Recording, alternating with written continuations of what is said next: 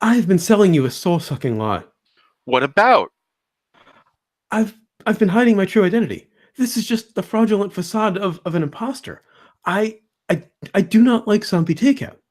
Oh my god, I don't like zombie takeout either.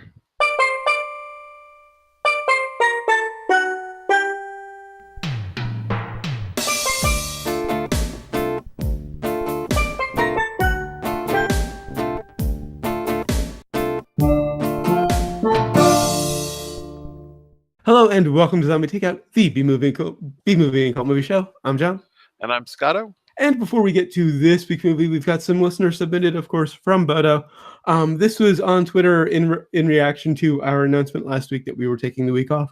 Sorry about that. My fault. My mic broke, or I thought my mic broke. I ended up buying a new cable unnecessarily because all I had to do was restart my computer. At least I didn't buy a new mic. Anyway, Bodo said, Crapola. Plus, I watched Demolition Man for no reason. Plus, tweeted 6 million things about the movie. I think this is the third time Bodo's watched it in preparation. Dude, you've seen the movie. You don't need to watch it again. That's a good one, John. You really got him good this time. And for the record, we will be reviewing it the first episode of December will be Demolition Man. We promise. It's not getting pushed back anymore. That which leads us to the schedule coming up because we've got a week off. Next week we've got a guest coming in. Jen Miller's coming in again for our Halloween show. It's going to be out a day early on Halloween. We're only doing the first 2 weeks of November. We're taking the last week off as well. The last 2 weeks off, obviously Thanksgiving, and the last week you've got some stuff. And we're going to be doing a Western two-parter, Silverado and the Gang That Couldn't Shoot Straight. Nah, Gang That Couldn't Shoot Straight is not a Western. Oh, I thought it was a Western. Nope. Okay. Organized crime. Well, okay. I thought that was a Western. Okay, Jerry Orbach does not fit a Western. Okay, then it's not a Western. My bad. Although, for some reason I thought that was a Western. Now I think about it, neither does John Cleese and Danny Glover. And okay. So we're just going to be doing those two movies, Silverado and the Gang That Couldn't Shoot Straight, in November. December, like I said, Demolition Man, possibly Maximum Overdrive if we fit a third movie in, and then we're closing with obviously a Christmas movie that we have yet to pick. So you've been really avoiding and dreading Demolition Man. I've seen it years ago. Oh, same here. I remember liking it, not loving it. It was okay. I'll say right now I'm probably going to give it like a 2.5 or a 3. But you've really been dreading it. And at this point, I'd say we probably have the same worst of the year. Do you think it's going to knock it out? No. Okay. No, I don't think it could. Because aren't we talking about Natural Born Killers? No. That's not your worst. That's not your worst of the year. I thought we had a 00 this year. I think it was Natural Born Killers. No, there has to have been worse than that. I mean, we'll go through. That's my by far worst. That's your 0. Yeah, that's true. You gave it a 0. Yeah, I thought you did too. I thought we were both late. No, anyway. I was a 2. Oh, okay. I totally forgot. Okay, so we'll see if Demolition Man turns out to be your worst of the year. It could. It very well could. You know what? I don't have any zeros this year. I just noticed that. Okay. Yeah, I don't think there was a 00 because I don't remember adding anything to the avoid list. I've got a handful of ones. Yeah, true. You've got some picking there. Anyway, on to finally this week's movie, which is from this year, 2018, Camp Death 3 in 2D. We were sent an email about this about a month ago that I finally got to a few weeks ago, asking us to review it by the director, Matt Frame. So, and he said in the email that we don't have to like it. Just a heads up, if you're planning to send us to ask us to review either your movie or any movie that you'd like to hear us review, we're under no obligation to like anything. Well, right. I mean, unless you want to slip us some pill or something, but I mean, hey. I don't think rhymes, but that's up to you. Anyway, without any further ado, on to the impromptu plot summary, sponsored by Shock Value. It's no substitute for jokes. And also brought to you by Catchphrases.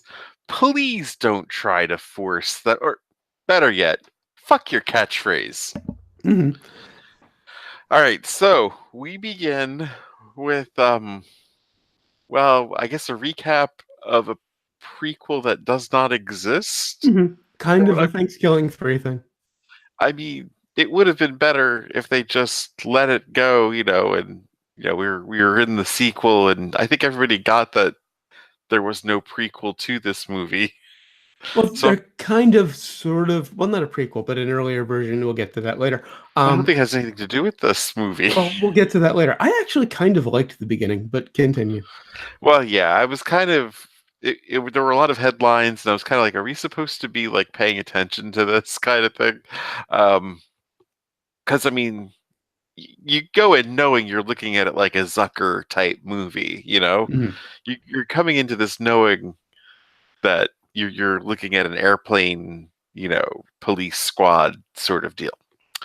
So paying attention to a backstory is not on the high list of priorities. So that being said, they go through this backstory, and now they're reopening this camp that had murders at it in the previous years, for the mentally insane. Camp Crystal Meth, MEPH, Yes, which yes, I kind of got a kick out of. and they are well, they it's kind of this whiny guy who's just very emotional and putting this together, and he has his friends that are being his male and female lead counselors, and then he's got his uncle, who I'm not sure if they actually wrote this guy anything or if he just improvised And his if he whole did part. improvise, he really liked that one line. Yeah, I think they just gave him that line and he was We ran with forced it, to yeah. repeat that because they thought that was so funny. Mhm. Um, and I was getting very professorial about comedy during this for this 15 minutes about what was wrong here, and Wow. why there isn't the need of a straight man, and Well, the you've really analyzed it. I just rant about it in my notes. and uh and so I'm just trying to figure out, because I mean I needed something to do to pass the time. I figure this is going to be like an 80 something minute Yeah. turkey.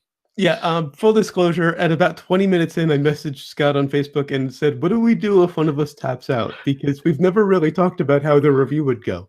Yeah, I mean, I think the thing to do would just be to just go with it. I Uh, mean, we'll figure it out when we yeah. get here. For the For record, I future did. reference. Neither of us did tap out, but it got real close for a minute there. Yeah, I wasn't ready to tap out. I knew I didn't like it, Mhm. but I wasn't ready to tap out. And I was then I figured out at the 20-minute mark. My notes actually say, on the other hand, I can't remember the last movie I was this happy to see the killer arrive. I was rooting for the killer. And Absolutely. that's when I figured out what they were doing. The killer is actually the protagonist of this movie somehow. I mean, they even so anyway. Yes, the killer appears, and he goes to work quite efficiently. In fact, so much so that he does not actually do a lot of killing. It's just the campers themselves being so stupid Mhm. and killing themselves. And he murders a few of them, but He not does not most murder of them. some of them. He gets them into situations where Mhm. they they Exactly. they're risky, but they're dumb enough to get into it themselves. Uh, you know, when someone's got a van and they're going to run you down, and you can't run very fast because she couldn't get off the road. That's when it got good for me. Of course, exactly. That is exactly. Once that killer shows up, and there's a scene I really don't want to spoil that just made me fucking like I didn't think I thought I was going to be sitting through this stone face for the entire time, and then this one scene comes up with the roughest camper there, and I yeah. It was worth it was Mhm. worth the suffering to get to the part, Mhm. but you don't see it coming. Anyway, killing spree. So yeah, the killing spree goes. They have a lot of fun with those, and it turns out, well, It just gets properly weird at the end. yeah, you can't spoil this really because it's just so weird. You'll have to see this for yourself. It's a person behind the killing is a person we don't actually really see much of in the movie, and They set it all up, but they you kind do of forget they about do it by the time they actually. get to You it. forget about it after a while, and then it is just so absurd and so weird. And one of my favorite lines is at the end, why did they put you in the Santa suit? And they never No, explained. he just has no idea. and, of, and of course, the other favorite part that bought this a brain, to get rid of the to get the killer at the end, he does the crane. Yeah, no. I had to rewind it. Wait, did he just do the crane? You're a sucker for the crane. I'm kind of tired of that move. It's kind of an old joke. But anyway, hilarity ensues. Hilarity ensues. Now, I liked the first 4 minutes. The whole Oh thing yeah? with the puppet. I love, the puppet really reminded me of Thanksgiving 3. And I loved that everything was in black and white except the puppet. Also, the first 18 seconds were just blank screen and screaming and scary music. It was a nice touch. And the voiceover during the opening titles kind of kept my attention. I loved that the puppet escaped from jail. And then the movie proper starts. The present day stuff starts. Yeah. And I'll just start it off with the thing that I can't. The reason that skin is not make the rec list for me.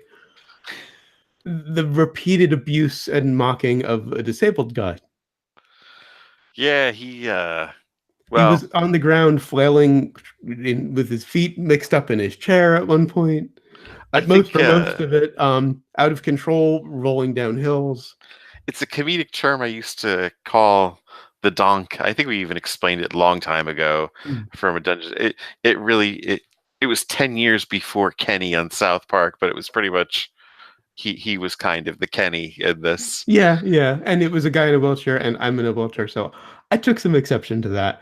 Um, Basically, but for those, and again, for me, it's 16 minutes because it's, the 4 minute mark is when the credits end, and then the 20 minute mark is when it started improving. Those 16 minutes, it's just third rate trauma. Yeah, it's tough. Yeah, I didn't think of It's tapping out. I just thought it was it's going to be like going to be a long 82 minutes. it's the disabled guy. It's the campers are just ridiculous stereotypes with no explanations or even jokes around them. The gruff camp owner, Uncle Mel, just got really old after one scene. Yeah, I don't know if it's his fault. I don't know if they wrote anything for him. I did seeing him get attacked by the squirrel. Well, all squirrels. I think everyone can agree that all squirrels should be killed on sight. I don't really have an issue with them, but okay. And if you don't agree with that, you've never had one sneak into your house or apartment before. Okay, that's fair. Because those motherfuckers are evil. But the scene where they're introducing themselves, it was like a beginning improv class. Right. Yeah. So it was all, there was nobody tying it down. Yeah, There was nobody bringing it together. It seemed like it was just crass for the sake of being crass. No Well, real right. hints. And it was. And you're kind of like, well, Police Squad had Leslie Nielsen, who played everything fucking deadpan Yeah. and I write this whole thing in my notes. I'm not going to Go ahead. but it's about like it brings up like the Laurel and Hardy shin kicking scene and like the. And I've always been the straight man. We were a double act, a comedy double act from Yeah. and we specifically did that on the Tuesday afternoon show. And I've traditionally been the straight man, and I didn't even pick up on there's no straight man. Well, no, you need. They try to make Todd the straight man, but it doesn't really work. You need somebody. Well, no, he's not. He's fucking. Well, I mean, yeah, he's like this whiny bitch that you just want, to see bad things happen to. And there's no straight person to make you believe this could actually happen until the killer shows up. Yeah, the killer is the straight man. I was like, that's fucking brilliant. I mean, we had to wait 15 minutes or 20 minutes for and when he shows up. I love his weapons. He pulls out a spatula, throws it at one of the girls, and it's got blades carved into it. Yes. And then he has a weaponized toaster. The toaster. It's not Boy, plugged in, but it's boy, still that shooting toasts fast. but it's clearly not plugged in. And then he just starts swinging it around like a martial arts weapon Yeah. by the plug. There was a random musical number, but which I usually love. This I one didn't do it for me. I loved this. I You like the fucking musical number? yes, I did. It was so out of left field. The last gag with the disabled guy I liked. One of the female counselor sees him at the bottom of a pool, pulls him out. Turns out he was just meditating down there, Yeah. and he just rolls back into the water. Love that gag. I was kind of relieved that he died first because that meant no bad jokes about him. Yeah. And then I have in my notes the only way I could like this movie is if the killer won, which almost happened. Yeah. It's very weird how what like this goes from like disorganized and boring kind of Or worse. to like, you know, funny and crazy with the killer comes in, Love the and slow motion chase. and then it gets really weird. Yeah. So if you don't like this movie, just give it some time. Yeah. It's kind of the moral of the story. I've never seen a movie do this. And either. just before the part that won me over, the slow motion chase, the cop stabbing himself to death was almost funny. Oh my god, I love that. You like that? I almost laughed at that because the killer attacks him and he starts critiquing the killer's knife attack. Exactly. And takes out a knife and starts stabbing himself. And the fact that you can't see any of it, it's just, you know, the killer mask vision kind of. And you get a little blood splatter. He's pretty much doing like the Braveheart disembowelment of himself. I mean, normally you'd be like, "Oh my god, that you know, if someone did that to him, it would be terrible." But the fact that he's doing it to himself is pretty damn funny. Also, but the sync was the sync off for you at points? Because I think that was deliberate. Right. There's definitely I think I don't know if it's deliberate or not. Were they trying to emulate The Gods Must Be Crazy? Because it reminded me a lot of that, the filming style. Randomly in the middle of the movie, the sync is just off for some reason for a while. And I mean, this was a screener copy. It couldn't have been, I know, a flaw in the copy. It had to be. I figured it had to be intentional. Matt Frame, you're probably going to watch this review, so if that's not intentional, you might want to replace your screener copy. I mean, if it's not meant to be there, it's a bad copy. But well, because the speed was a lot like The Gods Must Be Crazy, you know, where things were sped up comically, you know. Yeah. But then again, you're right. What if it's just a bad screener copy? Either way, kind of worked for me. Okay. I loved that the squirrel finally killed Mel. Yeah. The squirrel taunts him into driving headlong at these big rocks into like the side of a cliff. Yeah, it gets a little Caddyshack with him. Mm-hmm. Yeah, the squirrel was totally Caddyshack. Which really didn't fit the film, honestly. It was just something to get rid of him without the killer getting rid of him. And speaking of not fitting the film, speeder bikes suddenly show up. I love the speeder bikes. And this is when both of us, when we saw the trailer, lost it on the speeder bikes. Yeah. We were both kind of like, okay, whatever. And then the speeder bike showed up and we lost it. Speeder bikes were a great touch. And they went out of their way to not say speeder bikes. Yes. They described them every other possible way except speeder bikes. I wonder if Lucas has that copyrighted. They can't.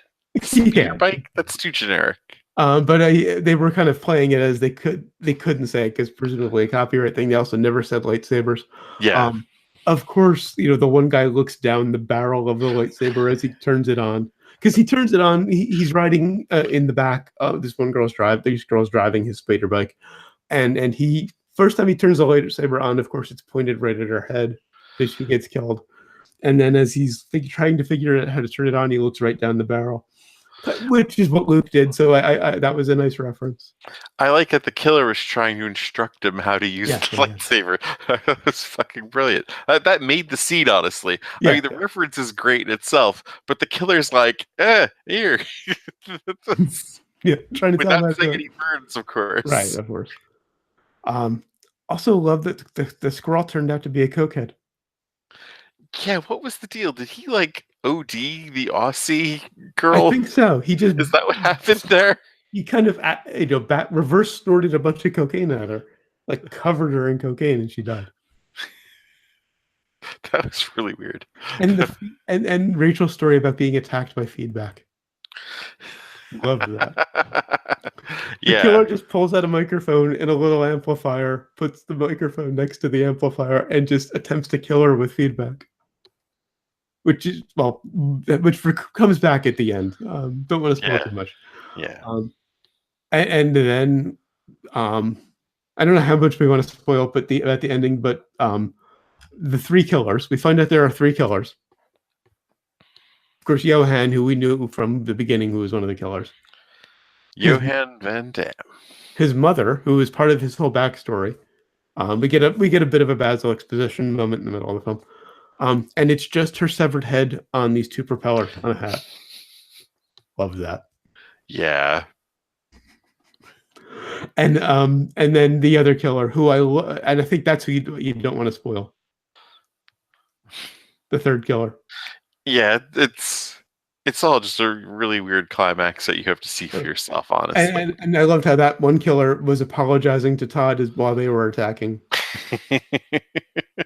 Right. And then he runs off. I forget the context. I just have it in my notes. I have fire. Yes, he chases after the killer because he has fire, but that fire blows out. So of course the killer's coming back after him. He just runs after yelling, "I have fire! I have fire!" and then it blows out. It's like this Benny Hill on acid thing. The whole climax at the end where a disembodied head flying around. I mean, it's somehow they end up on an island, right? And where the killer comes to also, like, you know, and he's like, huh?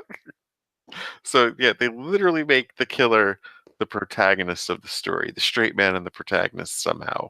And I don't know how. I love the kind of wobbly closing credits. Yes. At first I was like, oh, it's not. Oh, they did that on purpose. On to sequels and remakes. Now, this is really weird because this seems to be either a remake or a re-release of Camp Death 3: The Final Summer, which was released in 2016. Same storyline, same cast. I don't know if they just re-released it under another name or if they remade it. Yeah, I'm not really sure. And one of the guys from I think it was Tucker and Dale versus Evil did a short film like 10 years ago with the same name. Well, it's probably a fairly common name, Camp Death. Yeah. All right, on to Brains. On to Brains. I can't give it Reckless because of that 20 minutes and particularly the disabled jokes, but I'm going to get as close as I can without 3.5. It redeems itself for the most part. Yeah, I can't. I mean, just that 20 minutes was brutal. So no, I can't wreck it either. And I mean, it's funny, but it's stupid, but it's still funny. So I'm going 3.